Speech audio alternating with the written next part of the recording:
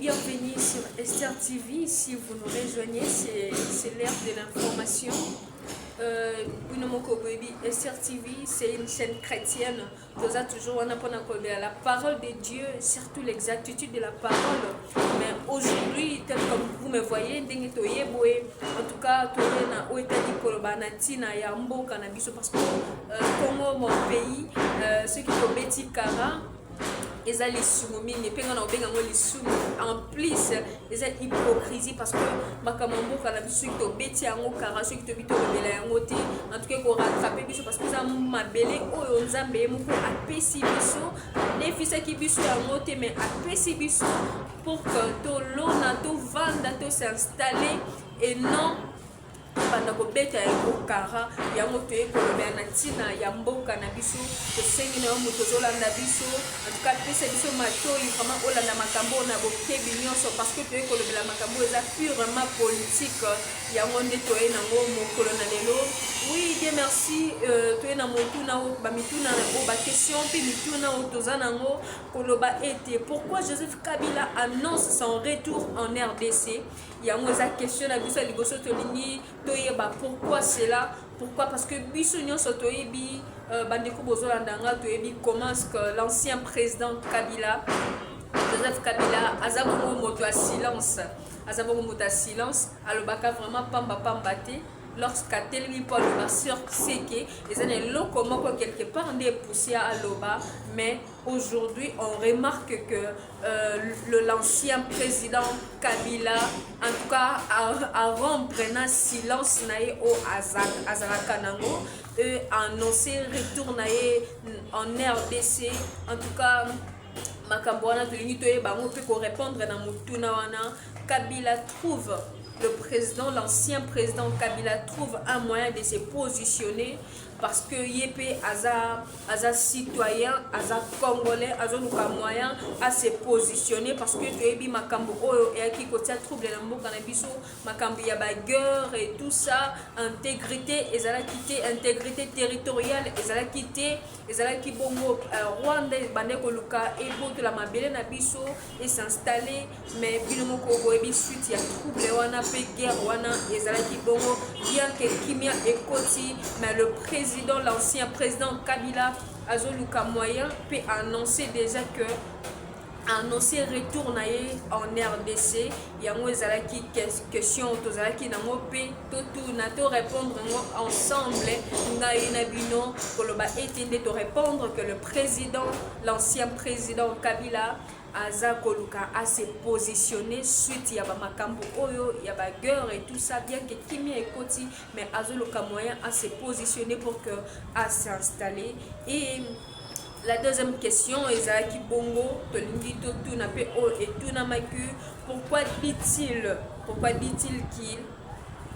qu'il veut entrer alors annoncer qu'à Kota na partie est na Goma annoncer kaka akota na partie est na Goma ya moza question ya liboso to ebi Goma eza esika au trouble bilaki pe guerre et salamaki Rwanda et lukaki est violaki territoire na biso bakotaki en tout cas batu bakufaki mort batu bakufaki bibembezalaki vraiment ba maman ba papa bana mike bakufaki et le président l'ancien président Kabila a annoncé bongo Ali Kakaya peut s'installer pour la partie est na Goma. Et Bibiso ne sont partie est toujours na Ituri et Sika o Kimia Ezali o Ezali qui bon la guerre Ituri et tout consort mais l'ancien président Kabila a annoncé pe alobi akota kaka na Goma. Maintenant quant à cela ce que nous allons dire ngai na bino parce que selon moi je dis que par rapport à cela, de observer nano parce que le président, l'ancien président Kabila, à le Bakantoebi, bisonnier son silence naé, mais on remarque que le président, l'ancien président Kabila, a rompre un silence naé. Et quant à nous, de Koko Sala, de observer juste, bah, idée naé, ses intentions par rapport à cela. Et enfin, question Yamisato Ezalaki Bongo et Tunamaki quelle relation a-t-il entre l'AFC-23 qui contrôle certaines zones dans l'Est?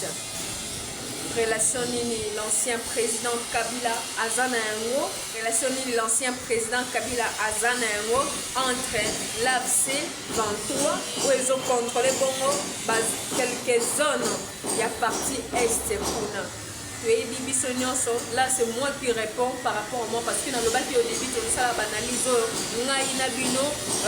on fait sa réponse surtout réponse on a commentaire. Oui, mais l'ancien président Kabila a annoncé à s'installer juste dans la partie Est Kuna, na Goma, précisément na Goma, parce que la partie Est, il y a Ituri, Kuna, ils ont touché, ils ont parti, mais le président a juste à s'installer dans la partie Est Kuna, na Goma. Ce que je voulais dire, que observer juste un peu tout à l'heure. Et question Abisso, enfin, ils allaient relationner l'ancien président Kabila Azanango entre l'AFC 23 qui contrôle certaines zones dans l'Est. Relationner l'ancien président Azanayango parce que l'AFC 23 est partout. L'AFC 23 a partout, a une relation ébellée dans tous les acteurs du pays. Donc, a vraiment partout. Et pourquoi pas aussi relation au Azanango partout, Azanango dans l'ancien président Kabila. Il y a avant, il faut juste observer. Au lieu il y a qu'on mener une analyse, il y a qu'on conclure où est observer quelles sont ses intentions. Intention il y a l'ancien président Kabila ils ont nini topé apport nini ayenango topé solution nini amemi topé ayenango parce que lui aussi il fut l'ancien président du pays. To observer juste tout à l'heure par rapport à la solution nini aye nango comme développement na mboka na biso RDC Congo. Oui, c'était ça. Quant à moi, je vous retrouve à la prochaine. C'était votre sœur Bernice Tita.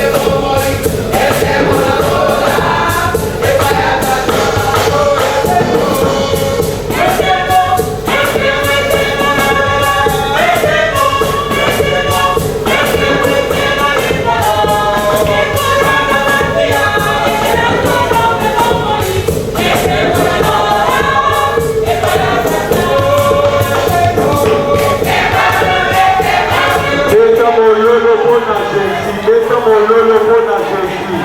Et c'est mon alona.